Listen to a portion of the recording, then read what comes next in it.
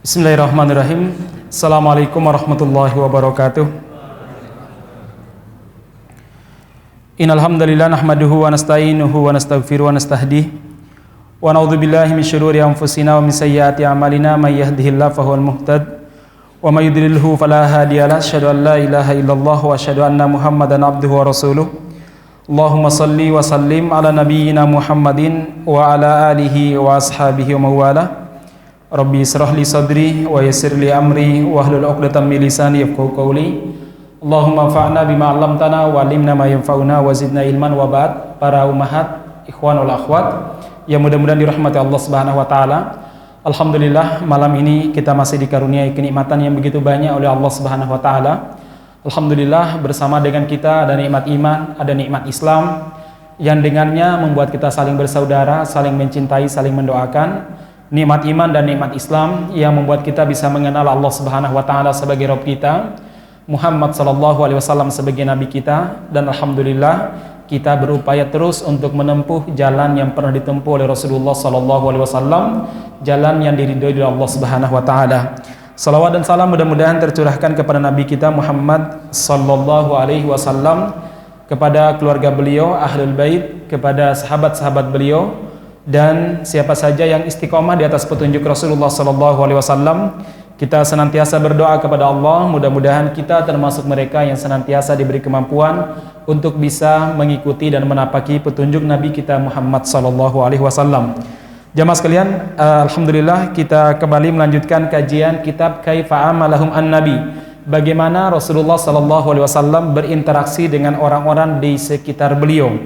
Ma'asyiral muslimin, kita masih di bab interaksi Rasulullah sallallahu alaihi wasallam dengan sahabat-sahabat istimewa beliau, sahabat-sahabat khusus beliau, karena sahabat jumlahnya banyak dan di antara sahabat tersebut ada orang-orang yang memang sangat dekat dengan Rasulullah sallallahu alaihi wasallam dan Rasul nyaman bergaul dengan mereka. Nah, ma'asyiral muslimin, salah satu cara Nabi Muhammad sallallahu alaihi wasallam berkomunikasi dan berinteraksi dengan orang-orang yang beliau sangat dekat dengan mereka adalah apa? Beliau selalu mengabsen mereka, merasa kehilangan ketika mereka tidak hadir di majelis taklim, ketika mereka tidak hadir saat sholat berjamaah, ketika mereka tidak hadir ketika acara-acara tertentu.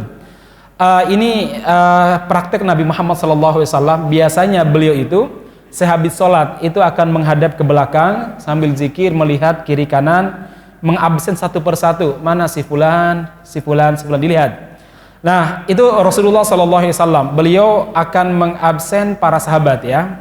Salah satunya, mas kalian, di sini ada sebuah kisah Anas bin Malik radhiyallahu anhu sebagai sahabat yang menjadi pembantu pribadi Rasulullah SAW. Beliau pernah cerita ketika firman Allah Subhanahu wa taala surat Al-Hujurat ayat yang kedua turun yang bunyinya A'udzubillahi minasyaitonirrajim, bismillahirrahmanirrahim. Ya ayyuhalladzina amanu la tarfa'u aswatakum fawqa sautin nabi wa la tajharu lahu bil qawli kajahri ba'dikum li ba'din an tahbata a'malukum. Wahai orang-orang beriman, jangan kalian mengangkat suara kalian di hadapan di atas suara Nabi Muhammad sallallahu alaihi wasallam, dan janganlah kalian mengeraskan suara kalian di hadapan Nabi Muhammad sebagaimana kalian mengeraskan suara kalian di hadapan salah seorang di antara kalian, karena kalau tidak Allah Subhanahu wa taala akan menghapus amal soleh yang kalian kerjakan. Ayat ini melarang kita untuk meninggikan suara di hadapan Nabi Muhammad sallallahu alaihi wasallam dan memanggil beliau sebagaimana kita memanggil saudara kita. Kita panggil Mas Joko, kok Joko. Nggak boleh kalau kita panggil Nabi Muhammad dengan kalimat Muhammad, nggak boleh, ya mas sekalian, ya. Ini Nabi Muhammad, kalau teman kita namanya Muhammad nggak masalah. Jadi ini adab kita kepada apa istilahnya, kepada Nabi Muhammad sallallahu alaihi wasallam. Adabnya tidak langsung memanggil nama Nabi Muhammad tidak, dan tidak meninggikan suara di hadapan beliau sebagaimana kita meninggikan suara di hadapan teman-teman kita. Kita biasanya teriakin, woi, ya, itu nggak diperbolehkan. Nah, jamaah sekalian, ada salah seorang sahabat yang bernama Thabit bin Qais. Thabit bin Qais ini adalah penyair Rasulullah SAW. Suaranya keras dan melengking, dan dia orang orang yang sangat dekat dengan Rasulullah SAW, biasanya lagi capek pulang dari perjalanan jihad atau berangkat untuk pergi jihad atau dakwah, di tempat-tempat istirahat atau lagi capeknya suasana, nah biasanya Nabi Muhammad memanggil Sabit bin Qais. Sabit, buatkan syair. Ya, nanti Sabit bersair. Ya, kadang syair-syair perjuangan, kadang syair-syair yang buat mereka ya tertawa, kadang syair yang membuat masa-masa yang mengingatkan mereka masa-masa jahiliyah. Di situ mereka senyum-senyum sendiri ya. Itu Sabit bin Qais. Jadi Nabi Muhammad punya penyair. Nah, jadi sekali lagi syair itu diperbolehkan. Apalagi syair-syair terkait masalah hal-hal yang mendekatkan kita kepada Allah Subhanahu wa taala. Nah, Sabit bin Qais pintar bersair, yang kedua suaranya keras. Sabit bin Qais ini suaranya sangat keras sekali.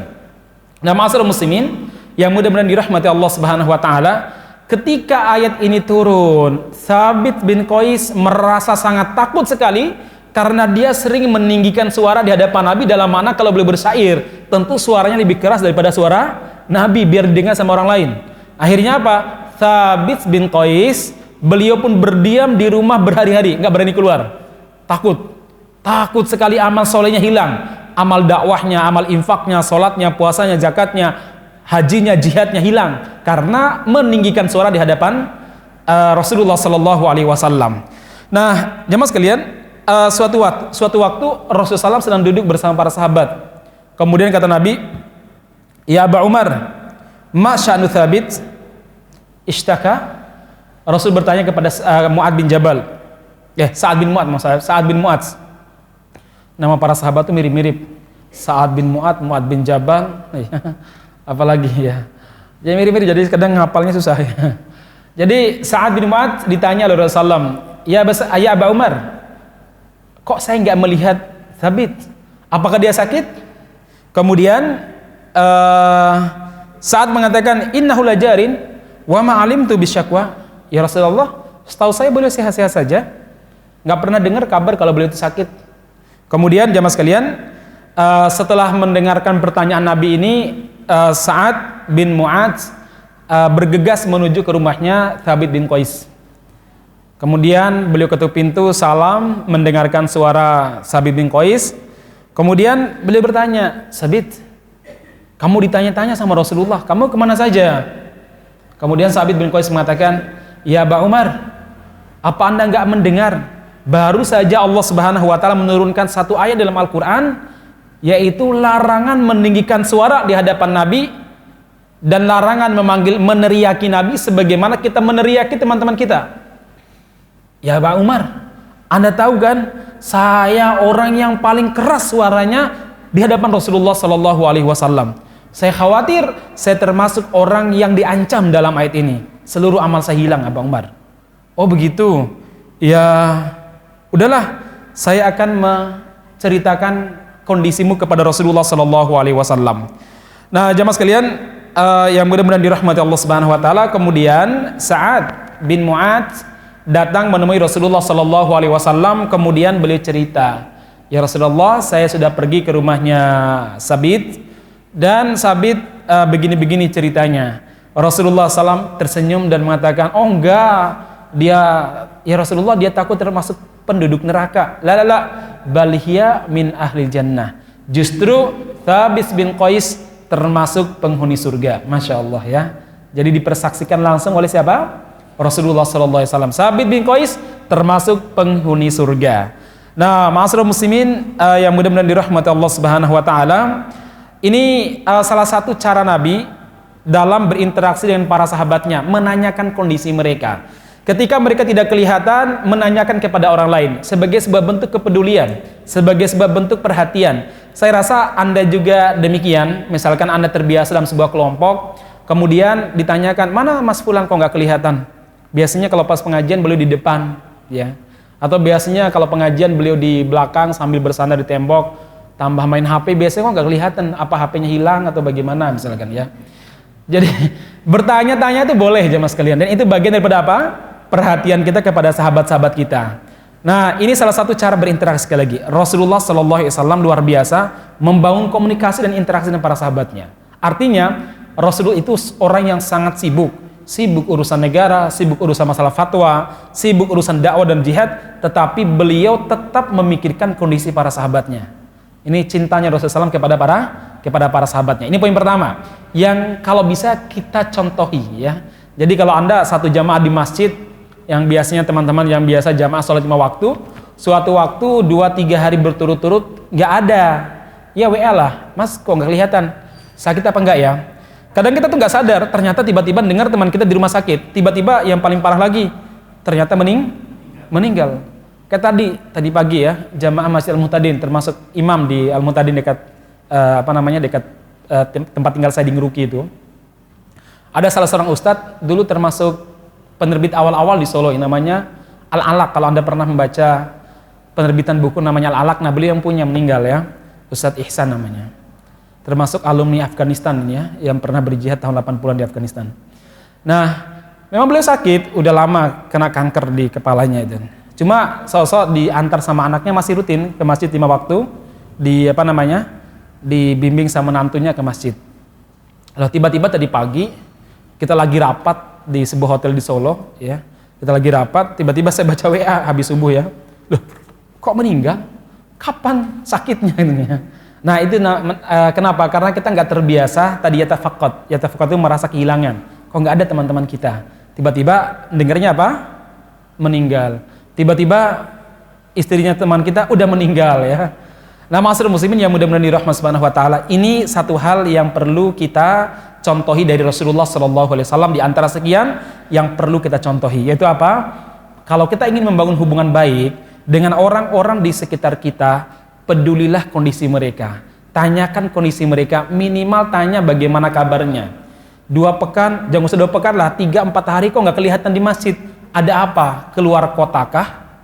Ataukah sakitkah? Atau jangan-jangan sedang merawat istrinya di rumah sakit. Nah, ini cara Nabi Muhammad berinteraksi dengan para sahabatnya. Jadi sekali lagi, ketika beliau selesai sholat itu, terkadang beliau lihat ke belakang. Jadi lihat ke belakang itu bukan karena nggak ada kerjaan, sambil absen, zikir sambil absen, lihat mana si fulan, biasanya sholatnya pojok sana, biasanya sholatnya di pojok sini, mana kok nggak kelihatan ya. Nanti beliau tanya. Nah, ma'asyiral muslimin yang mudah-mudahan dirahmati Subhanahu wa taala, sama. Suatu waktu ketika beliau itu saya pernah cerita kepada Anda, sedang mengumpulkan para sahabat pada perang Khaybar, dan perang Khaybar ini perang yang terberat karena para sahabat harus menghadapi sebuah benteng yang dikenal dengan Qal'atul Maut, benteng kematian. Jadi orang-orang Yahudi Khaybar itu membuat benteng yang betul-betul sangat kuat sekali sehingga membuat para sahabat banyak yang gugur sebagai syuhada. Kemudian beliau berkata begini, Rasulullah SAW, karena sudah beberapa kali serangan gagal terus, benteng Khaybar kuatnya luar biasa. Hampir-hampir saja para sahabat putus asa mencoba untuk menghentikan peperangan.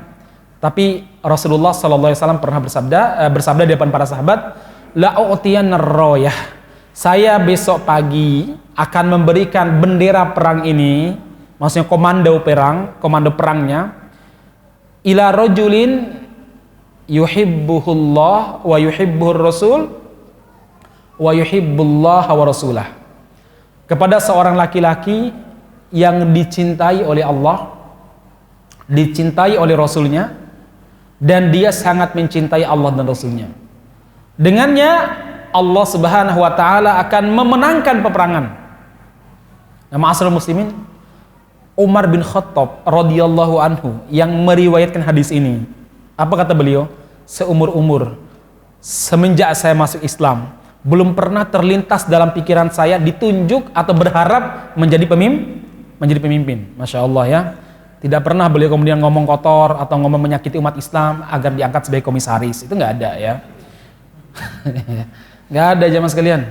Apalagi berpose lagi ikut nanam padi di sawah, hujan-hujan ya. Padahal biasanya petani itu kalau hujan itu istirahat ya.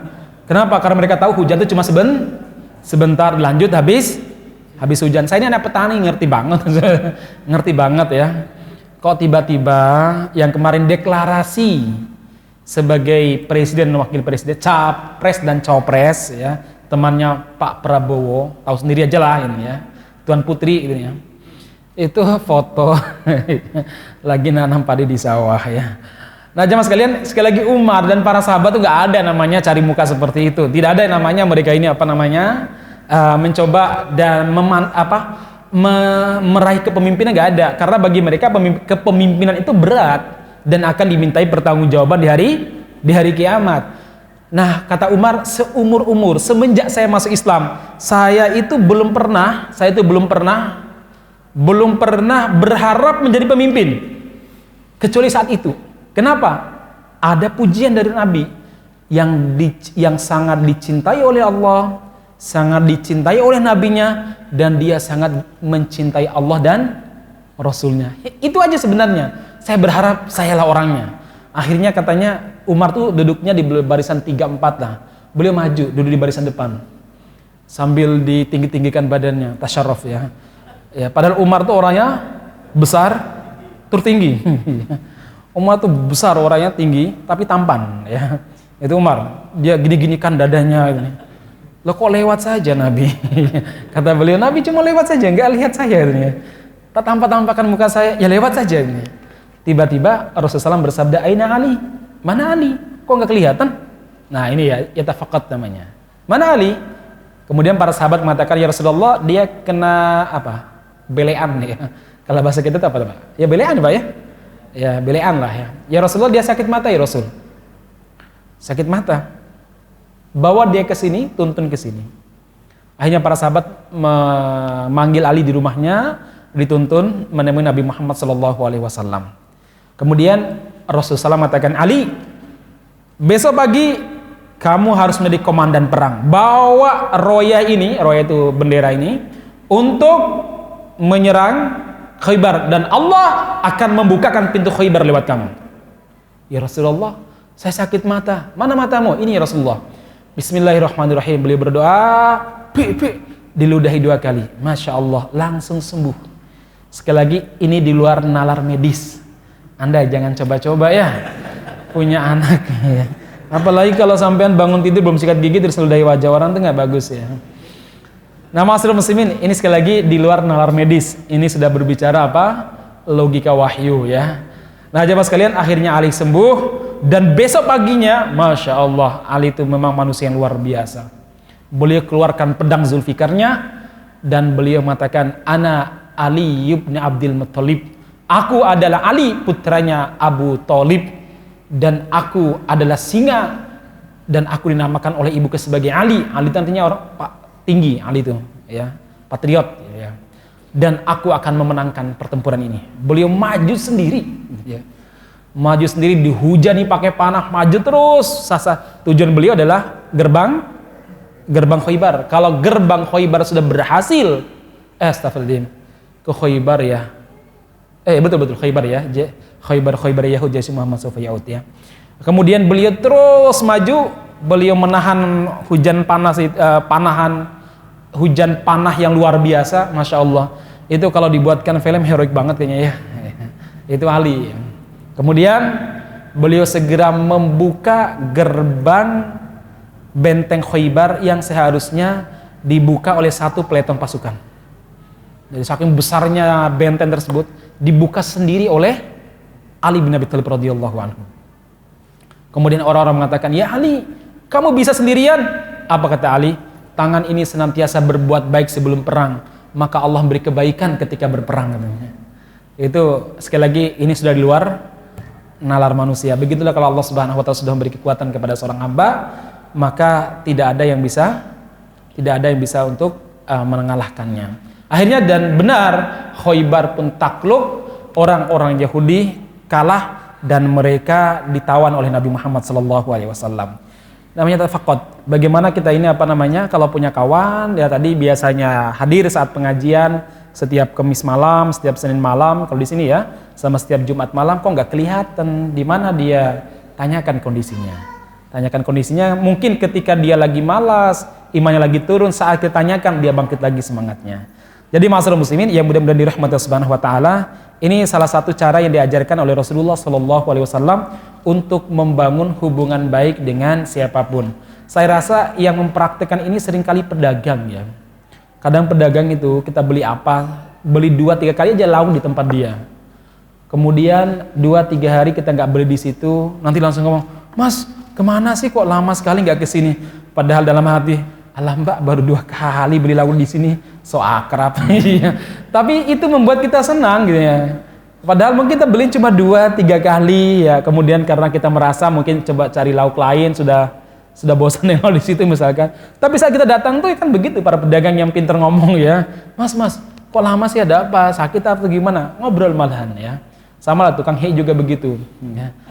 Kalau kita biasanya beli wedang ronde atau apalah ya. Kok nggak pernah mampir? Biasa nanya, Ustaz kemana? Kok nggak pernah sibuk Ustaz ya? Atau keluar kota? Nggak keluar kota. Dalam hati saya tak coba tempat lain gitu ya. Baik, tapi mau saya begini, mereka itu pintar sekali cara menarik perhatian, peduli dan lain sebagainya.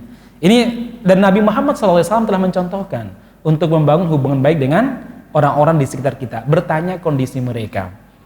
Bapak-bapak atau teman-teman suatu waktu misalkan jauh dari keluarga, entah itu belajar atau karena tugas pekerjaan, bukan sekali ya, pagi sore WA lah tanya kabarnya. Gimana kabarnya yang walaupun dibalas kita nggak langsung baca karena tugas, nanti balasnya siang ya.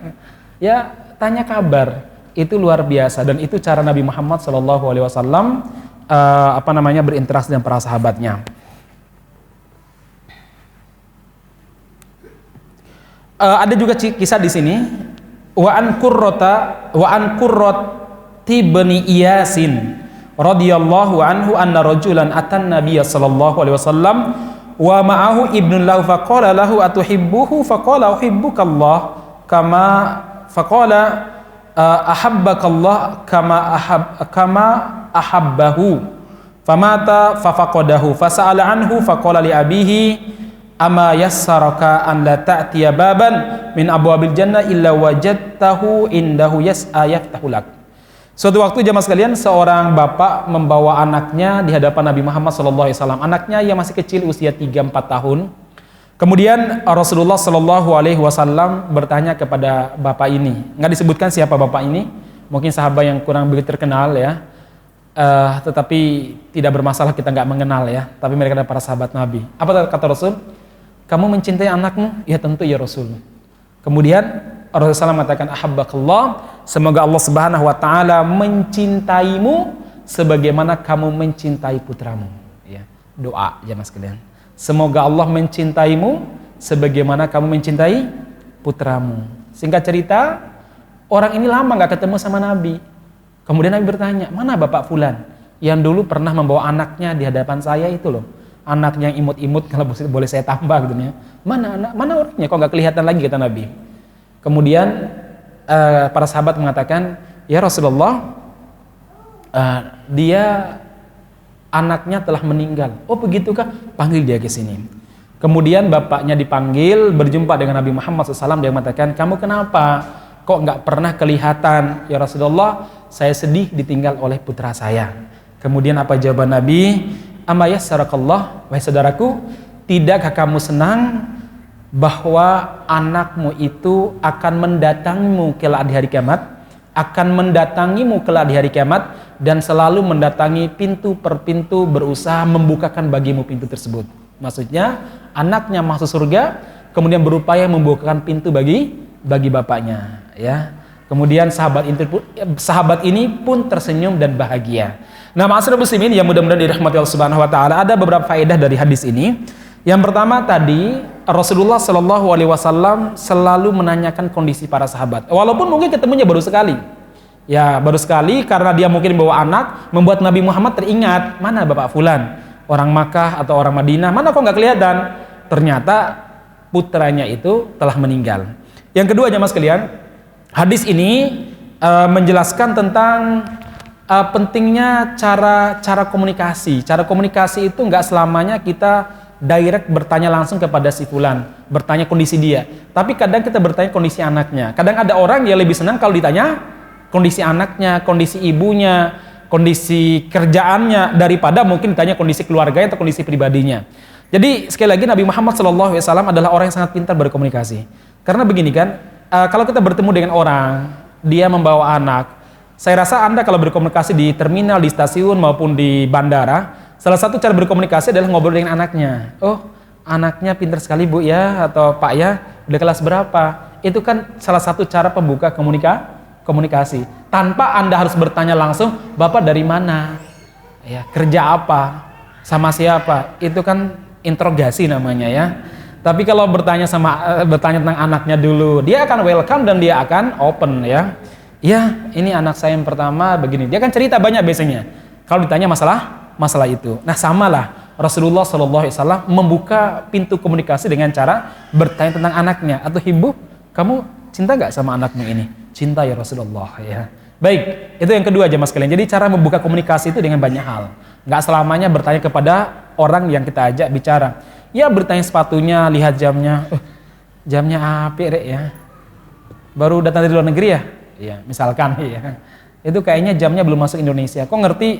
Ya baca-baca berita aja sih misalkan ya. Ya kadang-kadang begitu kan ya. Kita ngertinya itu karena baca berita, karena apa? Nah, ma'asyiral muslimin yang mudah-mudahan dirahmati Allah Subhanahu wa taala. Jadi ini cara membuka pintu komunikasi atau bertanya tentang kesukaan dia, entah motornya, mobilnya, entah koleksi burungnya gitu. Saya tuh punya pengajian lewat Zoom. Nah, kebetulan ketua taklim Zoom-nya itu di rumahnya banyak sekali burungnya. Jadi begitu dia itu buka mikrofonnya itu, suara burungnya maka saya bilang, Bu, tolong dimatikan mikrofonnya itu suara burung. Itu burung siapa? Ini burung-burung suami saya. Oh, senang ya? Iya, ini burungnya ini harganya mahal loh Ustaz ya. Oh iya, dia cerita banyak malahan ya. Padahal saya nggak nanya, saya cuma nanya apa? Itu burung siapa gitu. Diceritakan jenis burungnya, harganya ini. Ya, saya akhirnya dapat pengetahuan juga sih ya. Nggak ada ruginya bertanya ya. Nah, ma'asyiral muslimin yang mudah-mudahan dirahmati Subhanahu wa taala, ini yang kedua. Yang ketiga, jamaah sekalian, bagaimana kita itu disunnahkan untuk mendoakan sahabat kita. Mendoakan by direct. Langsung aja didoakan. Nggak usah nunggu sepertiga malam. Siapa tahu Anda kebablasan karena malamnya nonton bola, ya kan nggak sempat mendoakan dia. Nggak usah nunggu sholat duha, ya.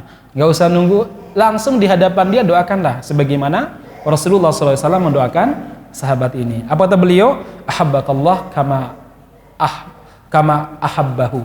Semoga Allah Subhanahu wa taala mencintaimu sebagaimana ini memang bisa uhibbuhu, bisa ahabbahu. Sebagaimana Allah Subhanahu wa taala mencintai anak ini. Mohon maaf tadi salah terjemahan ya. Kama ahabbahu, sebagaimana Allah Subhanahu wa taala mencintai anak ini. Nah, jemaah sekalian, ini doa. Sekali lagi doa Nabi Muhammad SAW kepada sahabat tersebut. Semoga Allah mencintaimu. Masya Allah, kalimat-kalimat yang baik. Inilah sunnahnya para ulama ketika berjumpa dengan kawan-kawannya mendoakan kebaikan. Apalagi berjumpa dengan orang-orang yang kita cintai, orang-orang yang kita senangi, sahabat-sahabat dekat sahabat-sahabat dekat kita atau guru-guru kita. Doakan mereka jemaah sekalian. Doakan mereka. Orang tuh sangat senang didoakan. Kadang ada orang itu yang nggak butuh harta, dia tidak membutuhkan amplop dari kita, dia tidak membutuhkan kita mentraktir dia makan siang atau makan malam, tapi yang dia butuhkan adalah apa? Doa. Saya itu membuat broadcast ya. Tapi saya izin dulu ya. Mau nggak? Ya kadang kan ada beberapa nasihat, kadang saya temukan, kadang kan tiap hari kami di Media Andalus itu kan membuat ya rata-rata satu video. Kemudian ada ada share kata-kata inspiratif gitu ya. Saya share. Ada yang saya share tuh pas kondisi dia. Ya. Kondisinya mungkin lagi galau, kebingungan. Nah, kalimat-kalimat di situ terkait masalah bagaimana mengobati kegalauan misalkan. Wah, senang banget WA panjang malah. Iya, Ustaz, kok pas banget yang antum share ya. Ini memang kondisi lagi galau. Kenapa, Mas? Punya hutang. Enggak sih, Ustaz. Cuma dihutangin. Nagih nggak ditagih, nggak bisa bayar Ustaz. Ya sabar, musim pandemi Mas, orang cari duit ya susah, saya bilang gitu ya. Dan ternyata hal itu membuat mereka senang ya.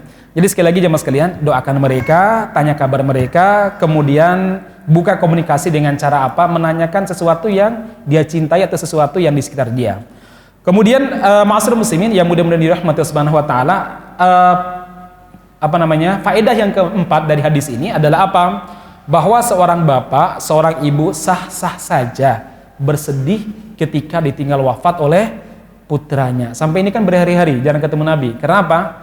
Karena sedih ditinggal wafat oleh putranya. Bukan berarti beliau nggak sholat berjamaah. Mungkin kalau sholat beliau duduk di belakang karena sedih, terus pulang, nggak sempat ngobrol bersama dengan Rasulullah Shallallahu Alaihi Wasallam. Jadi sah-sah saja. Bahkan suatu waktu Rasulullah SAW ditinggal wafat oleh putranya Ibrahim dari budak beliau Maryam Al-Kibtiyah.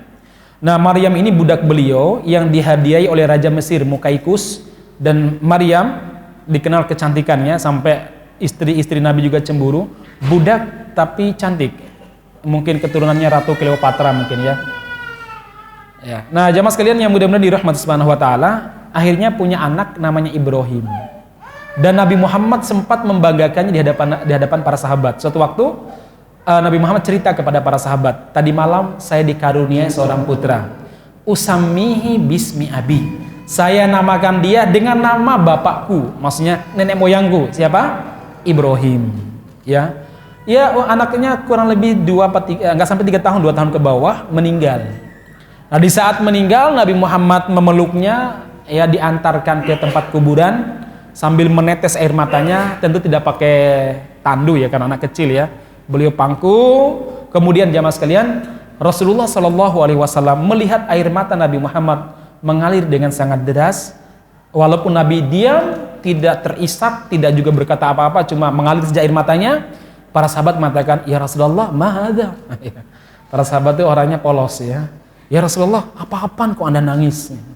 Sajanya orang nangis ya wajar kalau gitu ya. Tapi para sahabat itu memang orangnya polos-polos, sebagian sih ya. Ya Rasulullah, ma hadza? Ada apa ya Rasul? Apakah Anda tidak ridho dengan apa yang Allah Subhanahu wa taala perbuat ya Rasulullah? Apa jawaban Nabi? Innal quluba la tahzan. Hati itu punya hak untuk sedih. Wa innal aina la tadma. Sesungguhnya mata itu punya hak untuk meneteskan airnya. Wa inna limufariqaki kaya Ibrahim la mahzunun. Wa Ibrahim, demi Allah, kami sedih ditinggal olehmu. Walakin akan tabi la naqulu illa bima yarda rabbuna. Kami tidak akan mengucapkan kata-kata kecuali yang diridhoi oleh Allah Subhanahu wa taala. Maksudnya kami tidak akan memprotes takdir. Cuma nek sedih itu wajar. Hati itu sedih itu wajar. Dan mata itu menetes itu wajar. Bahkan Nabi Muhammad SAW mengatakan di antara ciri orang yang hatinya lembut itu mudah menangis. Mudah menangis. Diingatkan masalah apa dia menangis, ingat dosanya. Ini sekali lagi ciri-ciri orang yang hatinya lembut. Dan ciri orang hatinya kasar, keras adalah orang yang sangat susah meneteskan air mata melihat hal-hal yang sedih, mengingat dosa-dosanya, susah meneteskan matanya.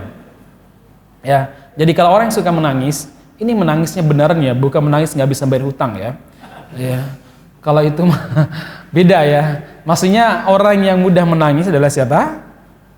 Orang yang mudah menangis adalah orang yang sangat lembut hatinya, sangat lembut jiwanya. Maka kenapa anak kita itu begitu gampang menangis? Anda jangan, ya saya juga sih, kadang lihat anak nangis, kadang nangis aja kerjaannya gitu.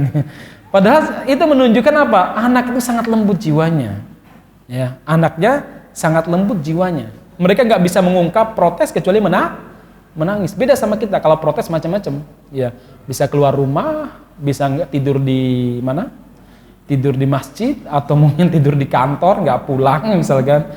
Atau mungkin apalah jamaah sekalian. Kita bisa protes macam-macam. Sementara anak protes cuma nangis, ya. Nah, dan anak itu merupakan, kata para ulama, salah satu pelajaran yang bisa kita ambil dari mereka adalah orang yang sangat lembut hatinya, mudah menangis. Kalau perang sama teman-temannya, mudah sekali maafkan. Perang, nangis-nangisan sama kakaknya, 5 menit kemudian tertawa bareng ya. Itulah anak-anak ya. Dan sesuatu yang perlu kita pelajari dari mereka itu apa? Ya berantem boleh, tapi saling mudah memaafkan. Kalau kita ini berantemnya susah, memaafkannya tambah susah ya. Itu orang tua. Kalau anak luar biasa. Baik jemaah sekalian. Ini faedah yang keempat. Faedah yang kelima jemaah sekalian, Rasulullah SAW menghibur para sahabat. Jadi kalau ada orang yang meninggal, kalau ada orang yang ditinggal oleh keluarganya, datanglah, hiburlah, dan membahagiakan seorang muslim, menghibur dia, itu perbuatan yang sangat-sangat dicintai oleh Allah Subhanahu wa taala. Sekali lagi, perbuatan yang sangat-sangat dicintai oleh Allah Subhanahu wa taala. Anda kalau punya kawan, orang tuanya meninggal atau saudaranya meninggal, Anda telepon, kalau nggak bisa mungkin Anda di luar kota atau teman Anda jauh ya, Anda lihat story WA-nya ternyata ibunya meninggal, Anda telepon, Anda WA, Anda berikan kata-kata yang membahagiakan dia, itu ibadah yang luar biasa di sisi Allah Subhanahu wa taala. Makanya kenapa kita ini disunnahkan untuk takziah itu bagian daripada ibadah jemaah sekalian. Nah, menghibur, dan ini cara Nabi menghibur para sahabat, yaitu apa? Menjelaskan apa dan bagaimana anak kita saat meninggal saat masih kecil. Itu apa? Mereka kalau itu anak orang beriman, meninggalnya mereka pasti masuk surga.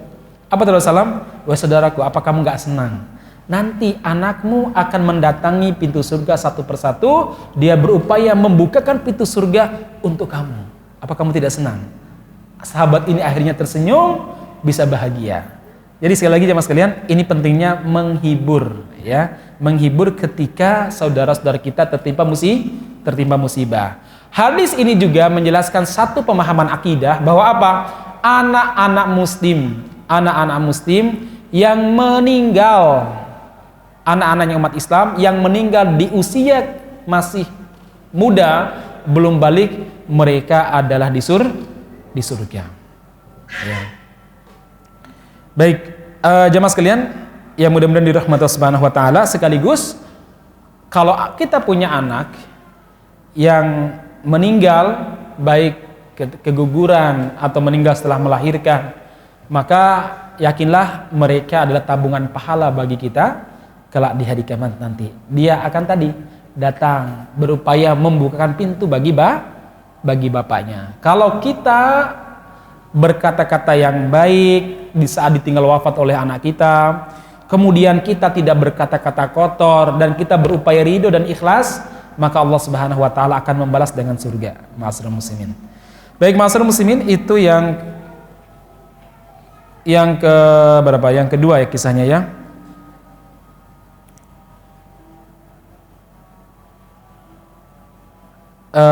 Kalau saya masuk ini sudah poin berikutnya. Mungkin untuk kesempatan kali ini kita cukup sampai di sini dulu. Saya juga ada acara nanti habis isya. Demikian, sampai di sini dulu kita cukupkan. Mudah-mudahan bermanfaat. Insyaallah kita lanjutkan pada pertemuan berikutnya, masih pada bab membangun komunikasi dengan orang-orang di sekitarnya. Baik, ma'asyiral muslimin, demikian yang saya sampaikan, mudah-mudahan bermanfaat. Kita akhiri sampai di sini. Subhanakallahumma rabbana bihamdika asyhadu an la ilaha illa anta astaghfiruka wa atubu ilaik. Walhamdulillahirabbil alamin. Assalamualaikum warahmatullahi wabarakatuh.